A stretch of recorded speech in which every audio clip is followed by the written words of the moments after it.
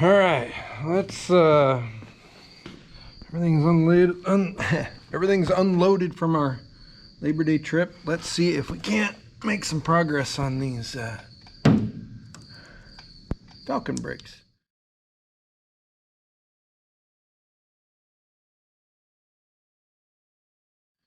So last video we did the fronts, ran into a little bit of time and part difficulty on the rears.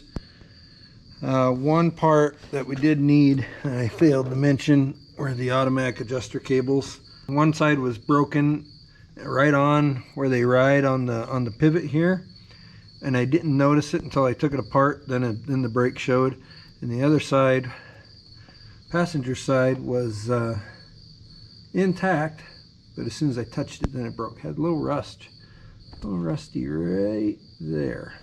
So got me one of those from the Napa Valley parts store, and we're going to put this back together.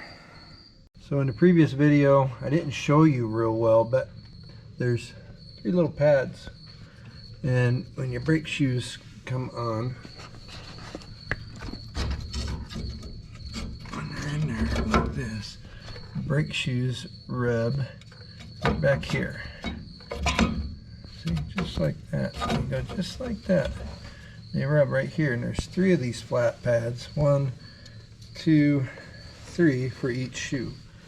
So we're going to rub a little bit of black grease on there. I like to use, this is some of the older school disc brake bearing greases. It's called many different things, but what you're looking for is something with a little bit more stay put power, and it has some graphite in it. You can tell by the color. So this is about all I use this grease for, and sometimes wheel studs. I'll put a little bit on wheel studs to keep them lubricated. And here's these 3 spots I was mentioning. A little greasy. Just give them a little greasy grease. And then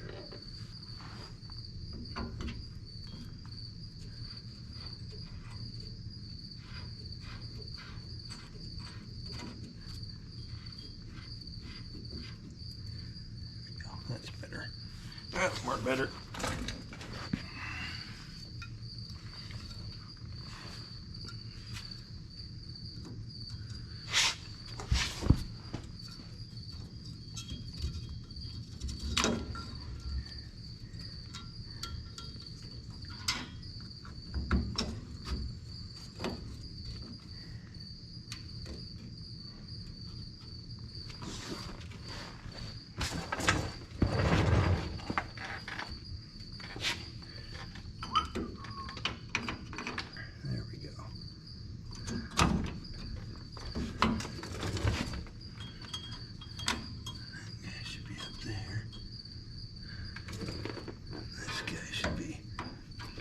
Down there. This guy should be through there. And this guy should be right there. That guy should be there.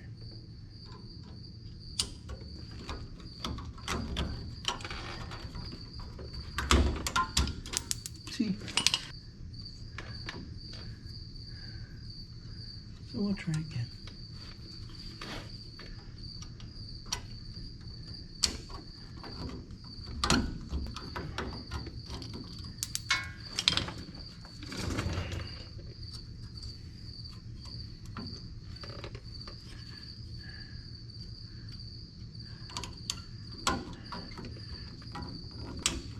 There we go.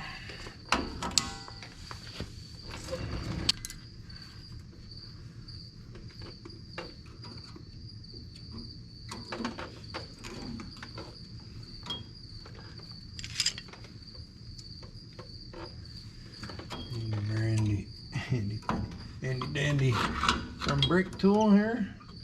We don't use this for a lot of things, but it does come in handy when it comes time to put springs on. And this guy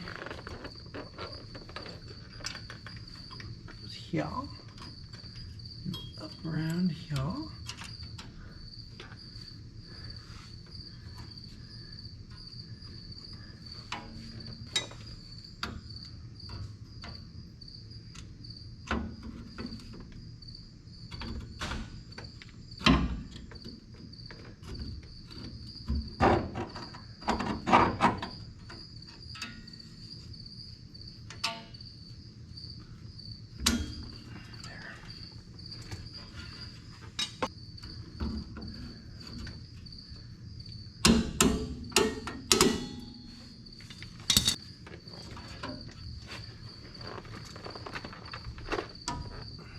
Just like that.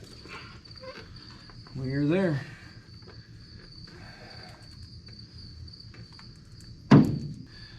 This is the drum that fought me so hard. It went off, so we're going to take some of this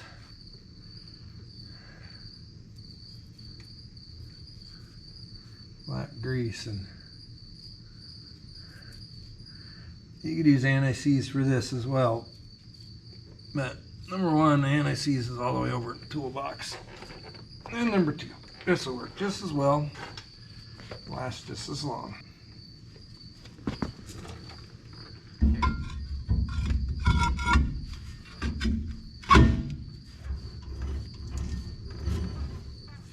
Good to go.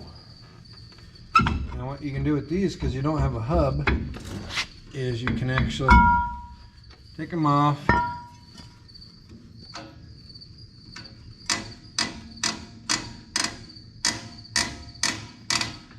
give a little adjustment that way,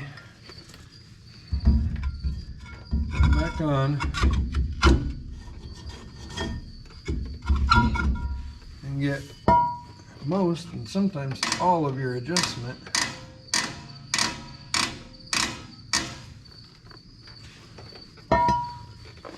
completed without having to dive through that little hole in the back of the vacuum tank.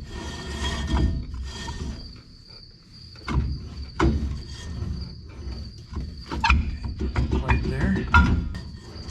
On the backs, I like to have them so they're just starting to contact. Almost happy with that.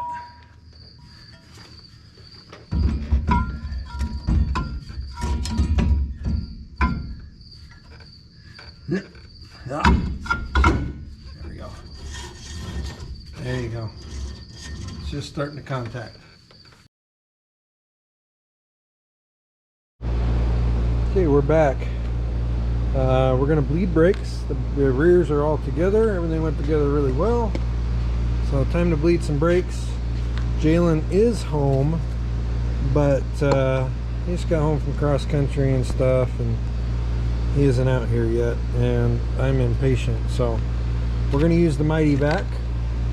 Handy dandy little device. You can use it to check vacuum, you can use it to create vacuum, and using this special cup here, you can use it to bleed brakes by yourself. So Mighty Vac usually comes with a couple different cups. You need the lid that has the connections to go through, and then you'll have a bunch of little fittings like this. And what we're looking for is we're looking for the fitting that will snap over the brake bleeder on our drum.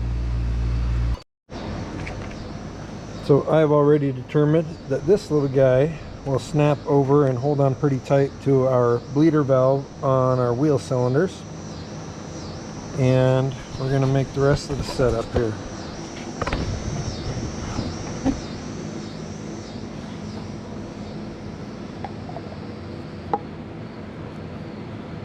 Just a little tube down in here.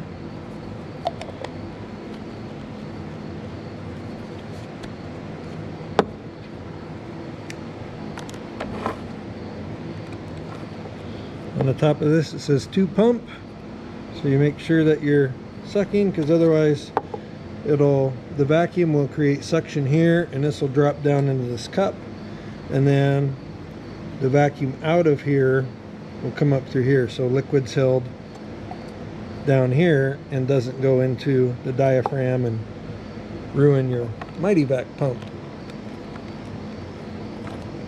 So 2 pump just like that. This is the hose that will run to our wheel cylinder, like that. And then all the rest of these little doodads go back in the bag where they came from here. Before the, come here.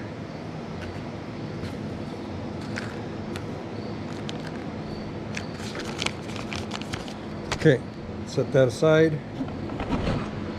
Here is our final brake bleeder contraption. Most fellas will tell you, guys and gals or whoever, tell you to start at the farthest wheel and work your way towards the closest wheel. That's what I was taught and how I've always done it. However, you can split it front to back because you have two reservoirs on your master cylinder. And you can go bleed the backs, bleed the farthest rear wheel, and then the closest rear wheel, and then move up to the front and move farthest to closest. So always going to be passenger, then driver, then passenger, then driver. And literally it's the same thing whether you look at it as two systems or one, because almost always rear passenger is going to be the farthest, rear driver is going to be the next farthest, front passenger is going to be the next farthest, and then your closest is going to be your driver's front. So either way, I mean, it ends up happening the same way. So we've topped off our master cylinder with new fluid. Let's go back to the passenger rear and see if we can't start to get some action. Okay, so we moved to the fronts. This is the driver's front. I already did the passenger front, have it pretty well bled. We're going to now do the driver's front. I think there's just way too much empty brake line going to the back, and we're gonna have to do that the old-fashioned way. Jalen's come out to help with that, but I'll show you what this looks like once you start to get fluid out of these. You just give it a little vacuum, and you can see the fluid coming through the brake system, and then it collects in the little bottle, but it does not go into the vacuum pump. We pulled about 3/4 of an inch of fluid, so probably 3 or 4 ounces of fluid through that wheel cylinder. Pretty much all of the air should be evacuated. We're going to pop this line off, tighten the bleeder screw, and then we'll move on to the old-fashioned way for the rears. Okay, now guys and gals, when you're doing this the old-fashioned way, let me carry this over here to where we're going to start while I explain. If you're good at this, fast forward until we put tires on this thing and drive it out of here. But if you want a refresher, to start, there's kind of two stages. We'll call it stages. Two stages to this. The first stage, what you want to do is you want to take the brake pedal and you just want to push it down when you're told to. Like your person doing the bleeding will open the bleeder screw on the wheel cylinder, and he or she will say down, and you'll push it down real soft. They'll close the bleeder screw and say up, and then you let the pedal up real gently. No stabbing down and no flopping and letting it flop up. Once you start to get some fluid out of your wheel cylinders and some of the air starts coming out, then what you'll do is you'll move to phase 2, which is pumping up the brakes. So the person doing the bleeder screw will say pump it up, and the person running the pedal will go pump, pump, pump, pump, pump. Maybe 3 pumps, 4 pumps, a few pumps. And then that person, when they got it pumped up and they feel some pressure, they'll say holding, and then the person on the bleeder screw will say open, and they'll open the bleeder screw. The person doing the pumping will follow the pedal down, and then when it gets to the bottom, the person doing the pedal will say down, at which time the person on the bleeder valve will close the bleeder valve, say closed, and then the pedal can come back up again, and then you start that process over. Clear as mud. Down. Down. Up. Up. Down. Down. No bubbles. That's what we're looking for. Okay, up. Up. Okay. Feels solid though, or is it spongy? It feels solid.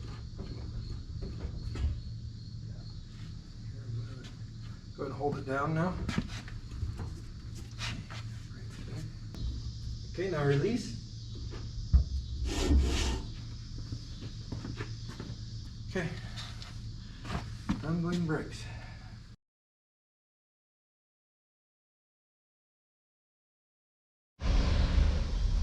Falcon's about to come out of the shop and back onto the road for the first time in like 25 years.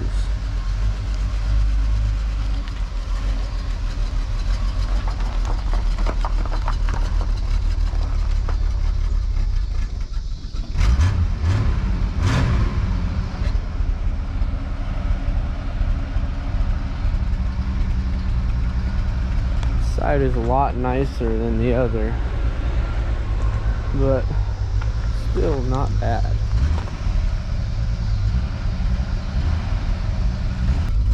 Oh, we got both our taillights now even. Alright. New custom seats. You might catch a little gravel over there. That's okay.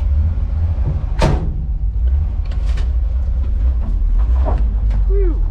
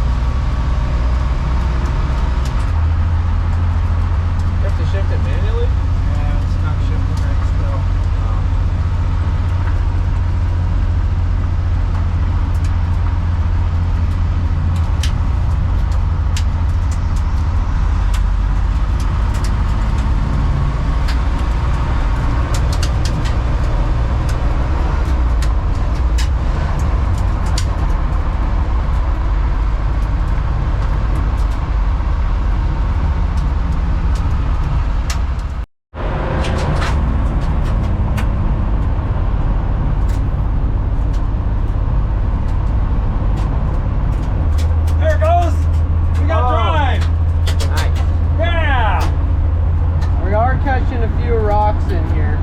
That's okay. It just needed driven. Now we got automatic shifting. Heck yeah. All right. And that yellow wire, Jay, was the gas gauge. We got a working gas gauge.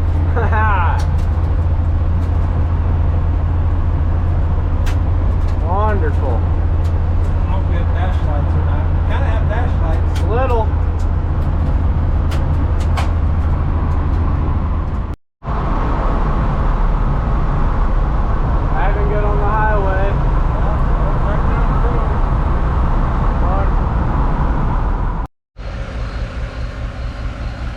Well, there you have it, folks.